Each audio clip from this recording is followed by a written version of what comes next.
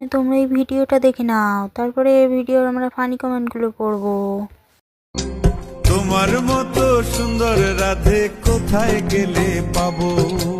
আমার মতো সুন্দর রাধে যদি পেতে চাও, গলায় কলসি বেঁধে যমুনাতে যাও।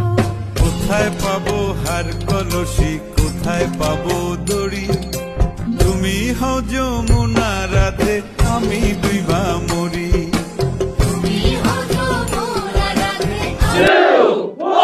গানটার 12টা বাজিয়ে দিল শ্যাওড়া গাছের পেতনি ম্যাডাম।